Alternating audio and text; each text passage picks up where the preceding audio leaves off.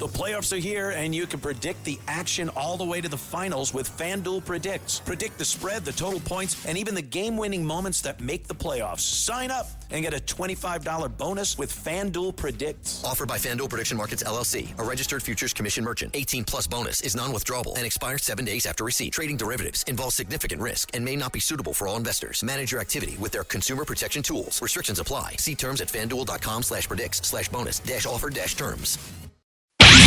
In the squadron, they called him Bullets, but we call him Greg Kelly. Greg Kelly is on the air On the Red Apple Podcast Network. The Greg Kelly Show. This is me. Have you seen this big setup at the... It's great, right? It's great. June is going to be here next week. That's the real... June 1st is Monday. That's when it's going to feel like summer. It's a little bit hazy out there. Whatever. I'm usually oblivious to the weather, but I really tend to maximize as much as I can this summer. Never been so aware. Usually the calendar just changes. I feel like a kid. I don't know. I feel like this is it. This is summer, right? Summer. Nothing's really going to change all that much. Maybe my attitude. I don't know. Why are they having a great big UFC fight at the White House? Have you seen this setup? I actually think it's great that they're doing something like that. The big lawn there should be able to celebrate all things Americana, as some people say for some reason. That's okay. I happen to not be a great big UFC fight fan. It's pretty brutal in the blood and the kicking, and it's not my thing, but I'm still actually glad that it's happening there. And Dana White, well, he's a real interesting, charismatic Trump supporter, and I like him. Hey, speaking of Trump, there's a cabinet meeting going on right now. They're all at that table, that big, long table, and they're going around the table. People are talking. They're not going to have everybody talk, because that can go on for hours. Remember the last time he talked? 5 hours. Let's turn up the volume, please, and go to the cabinet room in the White House. And she had $103 in this newly opened account. And before leaving business, they put $2 billion into the account. And they had no reason for existence. They were unable to say what they did with it. $2 billion. Lee, do you want to just mention something about that? Ooh, Lee Zeldin. Thanks to your leadership, Mr. President, that was canceled. And they no longer have access to that $2 billion. They won like hell. They wanted that money. Go ahead. In fact, it was over $29 billion that it's now been canceled at EPA. You told us to make it a priority. Now this happened as soon as you came in. After the election, before your inauguration, they were caught on video saying that they were rushing to get billions of dollars out the door before you're swearing in, because they were afraid that once you were sworn in, you were going to stop it. Well, that part they were right. We did. Yeah, we did. Great job. And we're happy to do it, Mr. President. And, the Department of Justice under Todd Blanche's leadership, they just secured another big win in the appeals court on some recently canceled grants for different agencies. So great attorneys making sure that this accountability is delivered over the finish line. You know what I'm hearing is that Lee Zeldin is basically running the White House right now. Most importantly, we're building more factories and plants. De facto chief of staff now than at any time ever before. $18 trillion coming in. That's not including the 12th month. That's 11. And I say it often that the Biden administration had much less than $1 trillion, and we have $18 trillion. And when those final numbers come up, they'll be even higher than that. That's a record in the history of the world. No country's ever done that. And that money's going into plants, and you are giving them very fast approvals, thorough and environmentally correct, but fast approvals, and you're doing a fantastic job. Thank you very much. Another man doing a fantastic job, I think we all agree, is Marco. You're all over the place, right? I watched you last night in 3 different locations. So tell us about Iran. Well, first of all, the bottom line is Iran's never going to have a nuclear weapon. And if recent events have done anything, is just remind us once again that they are the world's leading sponsor of terrorism. And they can never have a nuclear weapon. Now, the president's preference, Mr. President, your preference has told us repeatedly, is always to negotiate these things and to figure out if you can have agreements. Diplomacy is always the first option. And we continue to work on that through your envoys, Mr. Woodcoff and Kushner and others, the vice president, who've been very involved. And if there's an agreement to be made, we want that to be made. I think there's been some progress and some interest, and we'll see over the next few hours and days whether progress could be made. I just want to remind everybody, Mr. President, you know this well, you have other options available to you if that doesn't work. But the bottom line is that we prefer the negotiated diplomatic route, and we're going to give it every chance to succeed. You know, you're giving it every chance to succeed, Mr. President. But here's the bottom line, because I keep getting asked, what is this all about? It's very simple. Iran and these people in charge of Iran can never have a nuclear weapon, and they will never have a nuclear weapon, and they most certainly will not have one as long as you're President of the United States. On that point, it's very clear. Just two quick things I want to touch upon. One, you touched upon the border and security. Part of securing our border is dealing with the people that are in this country unlawfully, many of whom do not want to go back to the country that they originally came from for a variety of reasons. Either we can't send them there or some judge ties us up. And one of the key things we have achieved is now 20 countries have signed third country national agreements, meaning these are safe countries where individuals who refuse to go back to their country of origin can be sent to that country instead. We've gotten 20 countries now around the world who have signed agreements that allow us to deport people to those places. What often happens when you go to the person who's here unlawfully and say, we're going to send you to this third country, is all of a sudden they decide they'd rather go back to their home country instead. So it gives the ability to enforce all laws, and we work very closely with the Department of Homeland Security on that front. Something else that I know is concerning people, because it's on the news, is Ebola. Our number one obligation, you know, we're involved in foreign policy, but even our foreign policy, the number one priority of our foreign policy is to protect the American people. We cannot and will not allow any cases of Ebola to enter the United States. And so the State Department and other agencies represented here, the Centers for Disease Control, HHS, others, are working very, very hard to contain this crisis to the countries where it's currently located, particularly the Democratic Republic of the Congo. And so we've surged assistance to make sure that is being contained there. And obviously, multiple agencies involved here are also very involved in tracking people, just to make sure that nobody comes into this country that has Ebola and creates a problem for us. And we feel like we've got good efforts in place to do that, and Americans should feel assured that the President and his administration is doing everything we can to protect them on that front. My last point, you said I was all over the place. One of the places I stopped in last night was to initial the Trump Route for Prosperity in Armenia. This is a key linchpin of the peace deal that you were able to achieve between Armenia and Azerbaijan. Right.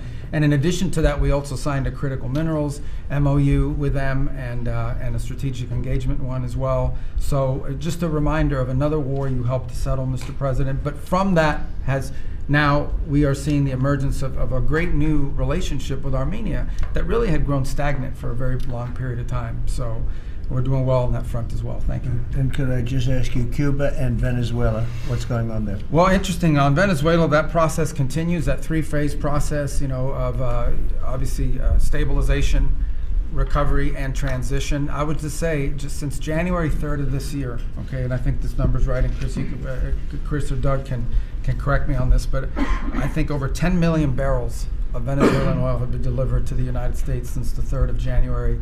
That industry is being professionalized for the first time ever. It's going to the benefit of the Venezuelan people. They are selling oil in the market at market rates. The money's going to an account in the United States, controlled and monitored by Treasury, audited by KPMG, and it's for the first time ever the money's not being stolen. It's going to the benefit of the Venezuelan people.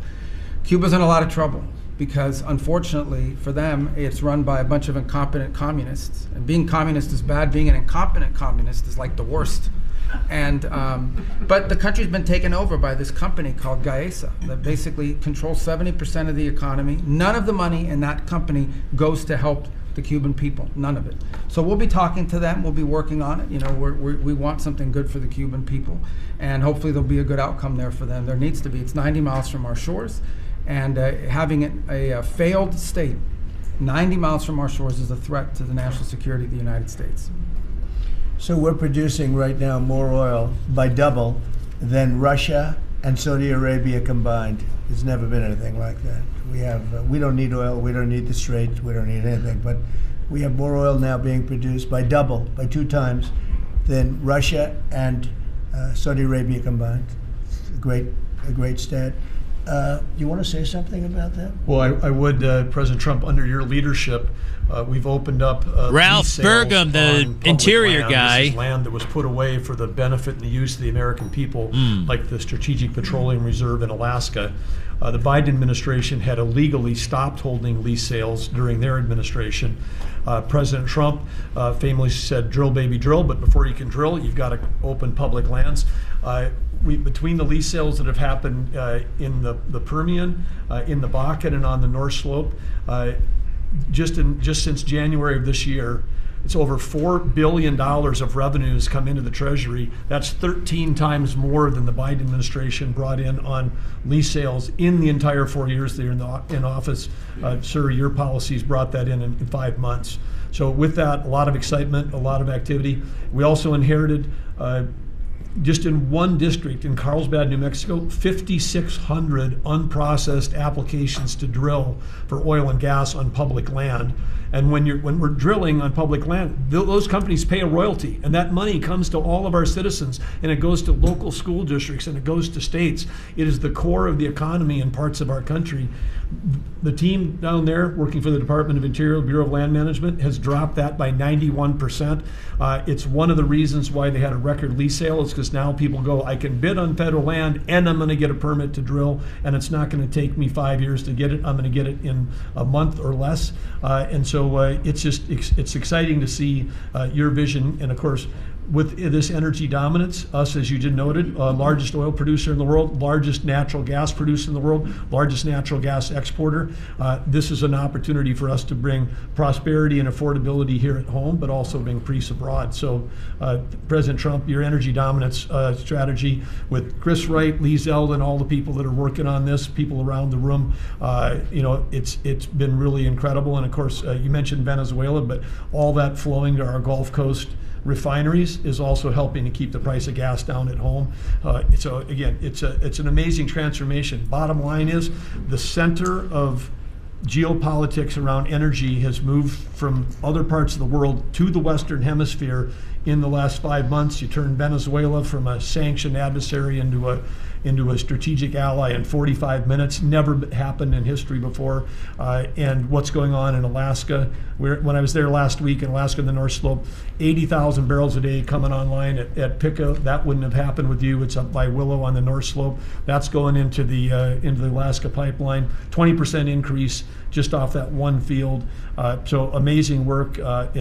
Energy is a high-tech industry, and those guys are crushing it, and they're loving the fact that they can. All right, who provide gets to affordable, speak reliable, next? Secure energy for America. Who's it going to pick on? And we're working very hard in California. You know, a lot of people don't know this, but California has tremendous oil reserves. It used to be number 3 in the nation, and the radical left has just wiped it out. And we're working very hard to get that open again and get it so the people, their gasoline prices, their lack of energy is just staggering. It's staggering. And we're actually making very good progress. Even people that were against that at one point, now they're saying, wow, that'd be great. But people don't realize it was one of the, right, Chris? It was one of the top drilling states, one of the, I would say in terms of reserves, as among the top in the country. Nobody thinks of that with California. Everything was just closed down, really violently closed down. And we're opening up some of it, and we're being met with actually great spirit, because they're paying so much for gasoline that they don't have to be doing that. And they have a very incompetent group of leaders, like grossly incompetent. So I think that's going to be something. On a slightly smaller subject, while Doug was speaking, Department of Interior, he and his people have done a fantastic job on D.C. D.C. is looking beautiful. The fountains are almost all open. We had 28 of them. And we have one in particular, a very long lake, we call it, the reflecting lake, between the Lincoln Monument. Nobody's ever seen anything like it. You take a look at, between Lincoln and Washington, you have the longest, like 2,400 feet long. That's longer than the tallest building in the world if you set it on its side. And it's almost 200 feet wide. And actually it was built in 1922, and from 1922 on, it really never worked. It always leaked, and it was a problem, and a lot of things. And hundreds of millions was spent. The Biden administration and the Obama administration spent hundreds of millions of dollars trying to get it to work, and they failed. And we'll be spending, you'll give me a number, but I think it's a very low number. It's like in the number that we originally talked about. We're Less than 10 million. Cleaned it. We fumigated it. We had 10 major truck dumpsters of garbage taken out. You know, I'm sorry, but he's totally right. You go to Washington, D.C., and there are parts of it that, like, wow, inspire you and that kind of thing. But so much of it is always under scaffolding. So much of it, having been to a lot of places, other countries take better care of their stuff, their monuments and that kind of thing. And that reflecting pool was basically a swamp. Go figure. Anyway, they're cleaning it up. It's beautiful. All right, he's still at it. We'll be right back.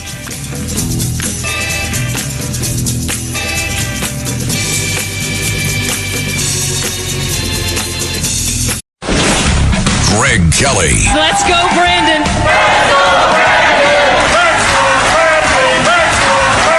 On the Red Apple Podcast Network. Greg Kelly. On the Red Apple Podcast Network. The show. Paxton used the burner phone and an alias to hide his affair from the mother of his children. Now his wife's divorcing him on biblical grounds. Thou shalt not commit adultery. A Mont-Blanc pen stolen from another lawyer because once a crook, always a crook. Thou shalt not steal. Yikes, what a nasty ad. Totally. Boy, beyond. That was John Cornyn coming out hard against Ken Paxton. And guess who won yesterday by like 50 points? Ken Paxton. I'm so happy for him. He was sitting right across from me in this room, maybe 2 months ago. And we had a great talk. I've met him, well, actually, no. That was the first time I actually met him in person. I had interviewed him over the years. And, he has some personal baggage, but so does everybody. And I'm kind of sick of that stuff. He didn't break the law. What about he was impeached? All right, that was totally corrupt case. Don't we know anything now? Just because you're impeached doesn't mean the case against you is valid. He is a great guy. He's been doing amazing things, pushing the envelope. And it's really not for me to worry about whether or not he cheated on his wife. I hope not. And that's between him and his wife and God. There's certain things that are our business when it comes to personal. And there are certain things that aren't our business when it comes to personal. And I don't think that actually is, it's just like that coach. Who's that coach from New England Patriots? Coach Vrabel. Everybody's shocked that he was fooling around with an attractive reporter. I mean, I know these are not great situations, but they happen, and I think it's supposed to be private. I don't see what shining a light on that stuff does, other than making people feel morally superior or, I'm not doing anything compared to that guy. Let's go back to the White House just for a minute because he's going on. President Trump's got that look in his eyes, got something on his mind here. Go back. Now, when Obama did it, he spent way over $100 million, and they had a great idea. Let's use the water from the Potomac because environmentally they liked it. Somebody said that was good, but the water from the Potomac was not suitable for this, to put it mildly. It was disgusting what happened. And so they spent hundreds of millions, over $100 million, and they immediately closed it. It was closed for many months and nobody did anything. It was closed. It's basically been closed. But go back to 1922. It was always sort of, people think of it as beautiful, but it was always a mess. It's going to be unbelievable. It will be unbelievable. It's actually exciting. I want to ride over there today if I can. I always have a problem. Secret Service is in love with my walking along, checking the sidewalk, the new sidewalk, to see whether or not they pointed it correctly. But they do. We have great contractors doing the job, but we'll spend a very tiny amount of money, and it'll be better than it ever was when it was built in 1922. It's very exciting, actually. To me, I love construction. It's very exciting. And we do many things. We did 28 or 29 fountains. I made a contribution to redoing Lafayette Park. That's the entrance to the White House, and it was an embarrassment. Yep. The floors were broken. They had bricks. Some of the bricks were missing. Where they're missing? They took them out to throw at people. We're going with them. It's going to be a world-class park. It'll be open pretty soon. They're doing a lot of work over there. That was a contribution that I made with some other people. And it's going to be really beautiful. That was really the front door to the White House, but you couldn't even use it. It was so terrible. People would come to the White House and it was so terrible. Homeless and drunks. So with that, I'm going to ask Pete to talk about Thanks, some Zach. of our great success. All right. Yes, sir. Including Venezuela, you might talk. Absolutely, sir. I think actually your efforts on the reflecting pool are actually a great segue. If you look at Washington and Lincoln, these are two men that faced monumental tasks and stood up in historic fashion and delivered for the American people. And when you step back and look at 47 years of what Iran waged war against us and our people, there's only one man over the course of both presidency who has stood up and said they will never get a nuclear weapon, as Marco said. So whether it was Qasem Soleimani, whether it was scrapping the Obama deal that was going to give them a weapon, whether it was the 12-day war or Operation Midnight Hammer, you created the conditions to ensure the American people and the world are safeguarded from this generational threat. And so when you authorized Operation Epic Fury, just like you talked about with the reflecting pool, we didn't do the same old thing the way we'd done it in the past after Iraq and Afghanistan, the way we waged wars. Instead, you said, we're going to do this smart, we're going to do it overwhelming, we're going to use maximum lethality, and we're going to bring them to their knees. And so whether it's their Navy that's at the bottom of the Persian Gulf, their Air Force, their air defenses, or their defense industrial base, they may have missiles, but they can't build more right now, and they can't build more drones right now, and they can't build more ships. And so they came and cried uncle to talk, which Steve and Jared and the vice president and others are doing so ably. And during that time, we put in a world-class blockade. And they haven't been able to bring anything in or anything out from Iranian ports. And we know from the intel that their economy is hurting big time because that is their lifeblood. And again, bringing them to the table. So whether it is through the efforts of your negotiators that they ensure that they never have a nuclear weapon, or we have to go back to the War Department to finish the job that way, we're prepared to do that. And I think even our reach on the dark fleet of Iranian tankers, no Iranian tanker around the globe is safe. And we've seen seizures all around the globe, again, choking off their economic lifeblood. But all of this is possible, Mr. President, thanks to the investments that you've made in this department, firing on all cylinders. For the second year in a row, we're at historic recruitment rates. Last year, we said that here. This year, we beat it even faster. The American people are excited about what you're bringing to our department. Our defense industrial base, $50 billion in private investments. Because of the meetings you've held, defense manufacturers are investing in new plants and new manufacturing, new production lines, so that we're getting weapons faster than ever. And then the $1.5 trillion that you've committed to the department going forward, that's 1 million American jobs. 1 million American manufacturing jobs. That's Golden Dome for America. That's F-47. That's B-21. That's $50 billion in drones. We're going to lead the world in drones, shaving years off of production of all of those, everything under budget and ahead of schedule, which is what the warfighter deserves. And we saw it. You mentioned Venezuela, Mr. President. You saw it on display there.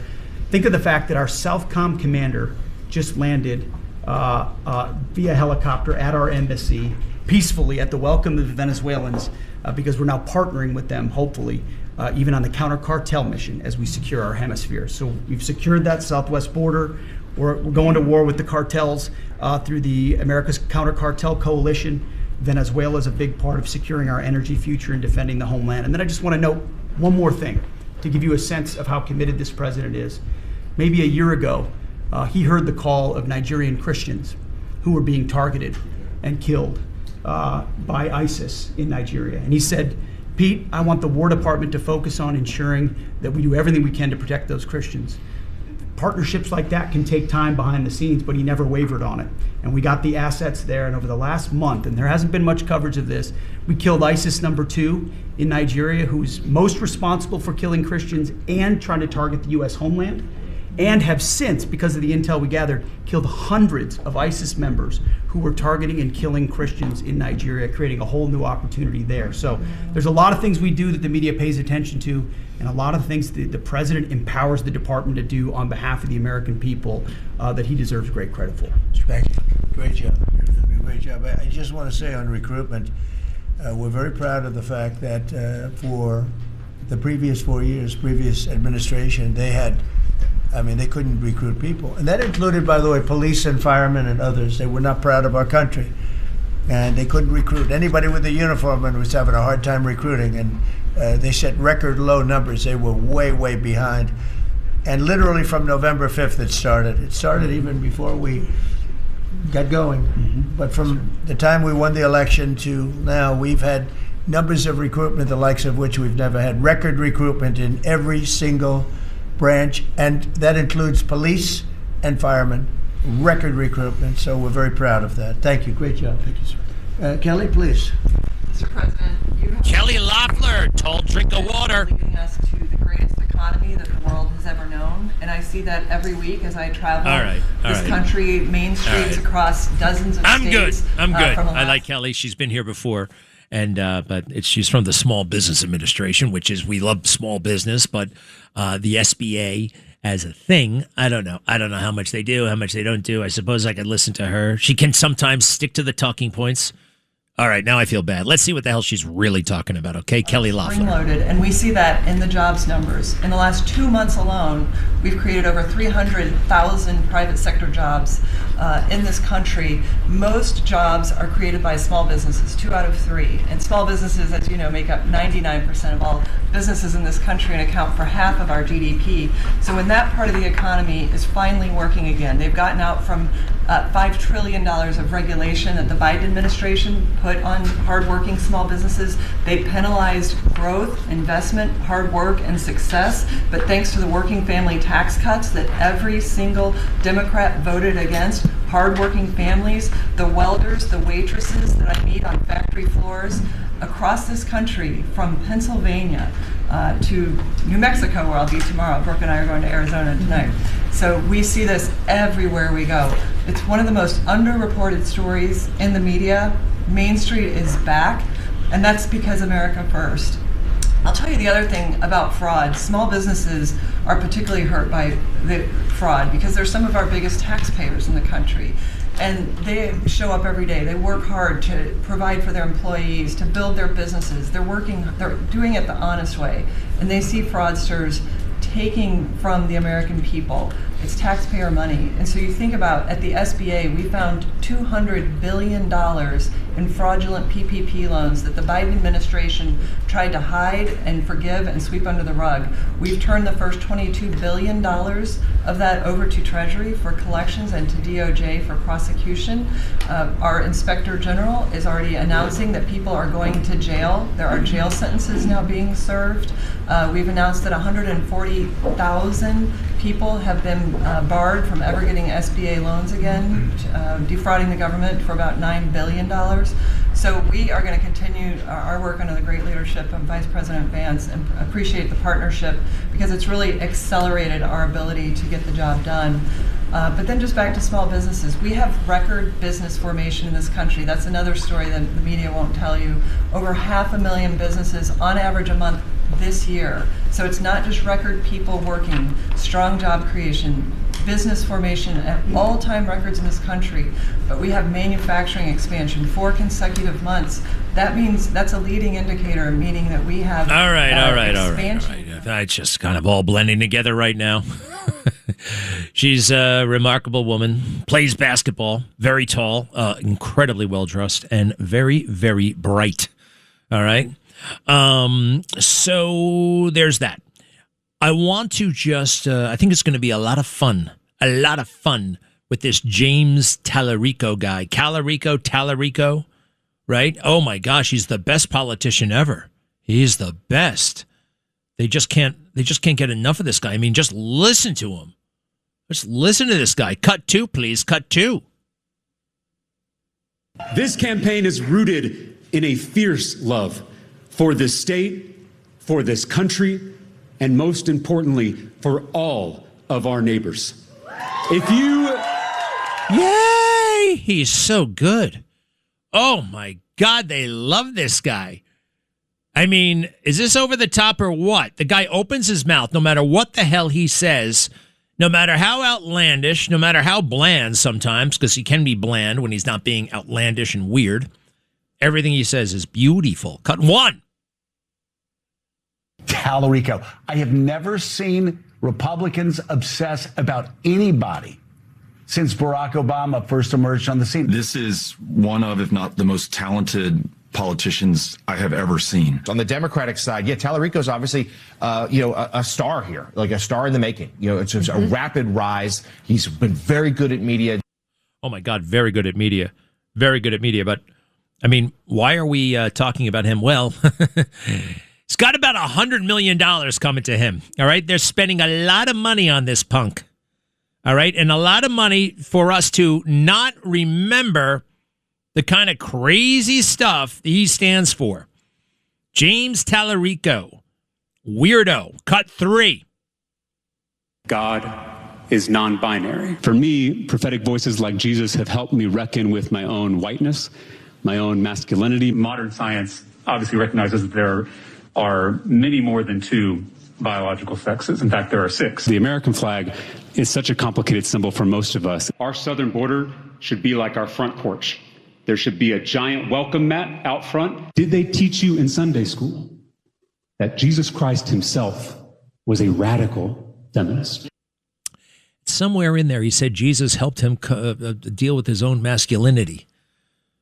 I wonder, and like that's masculinity. You know, in that thing, I think he may have gotten what he wanted because there's no masculinity left in that character, right? This is Ken Paxton, his opponent, the Republican nominee, Ken, versus the Democrat nominee, James, or as, what's one of the, Loti Tallarico. Jimmy Six Genders. They go on and on. Be right back.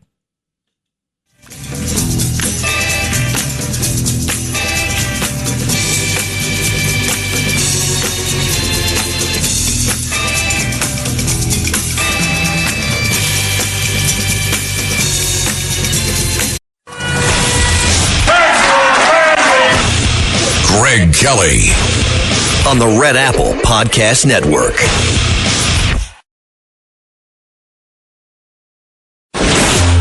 Greg Kelly, entertaining and informative on the Red Apple Podcast Network.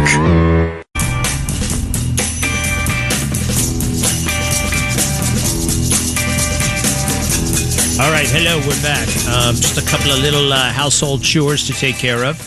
The Gavin Newsom piece has come together very, very well. You know how I feel about Gavin Newsom, right?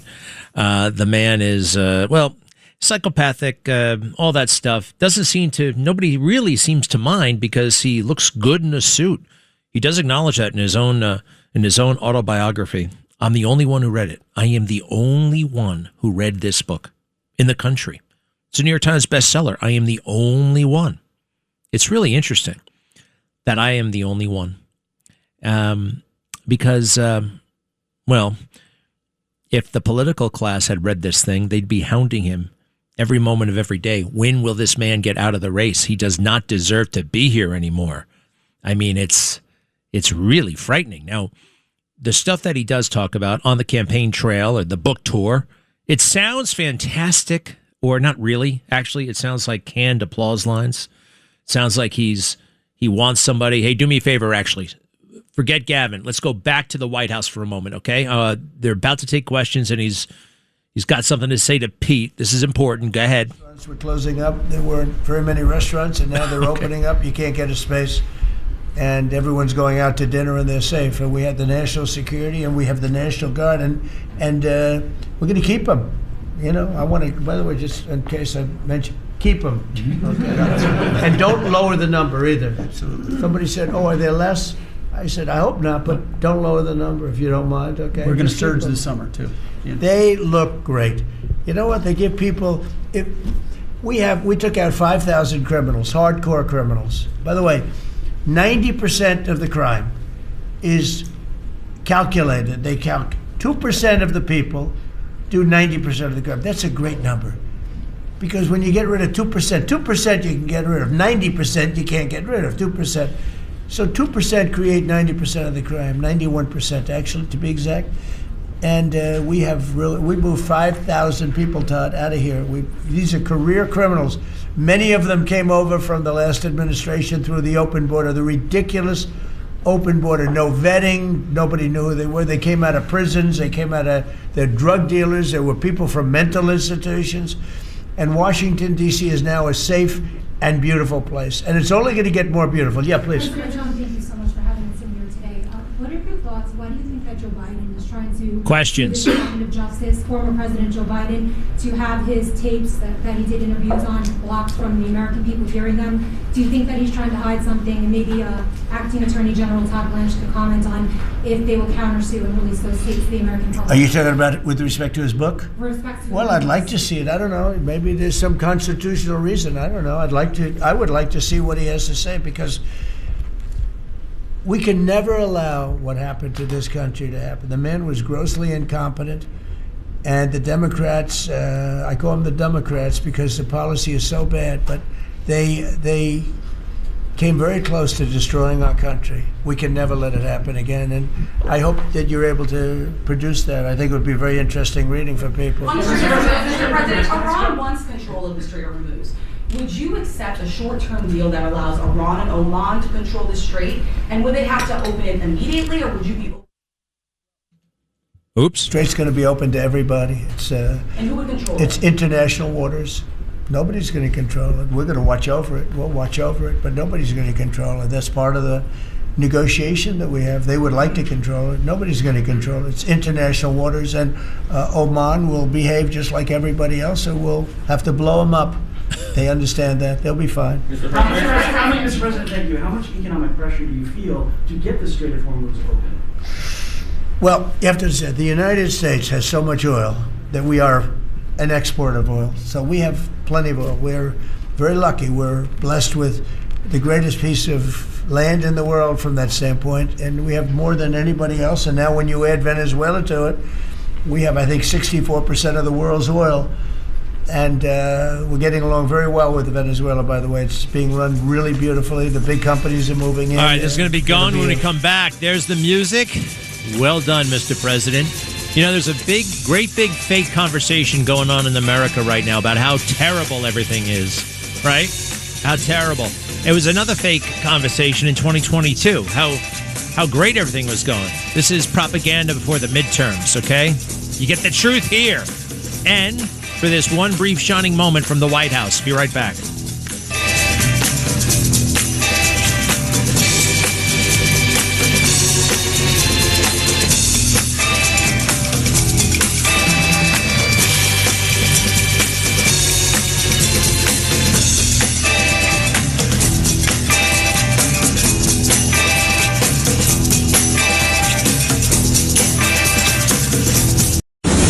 Thanks for listening to The Greg Kelly Show. You can hear The Greg Kelly Show weekdays at 12:15 on 77 WABC. If you like the podcast, share it with your friends and listen anytime at WABCRadio.com and download the WABC Radio app. Hit that subscribe button on all major podcast platforms. Plus, follow WABC on social on Instagram, TikTok, Facebook, and X. See you next time for a new episode so you never have to wonder. What the heck is going on here?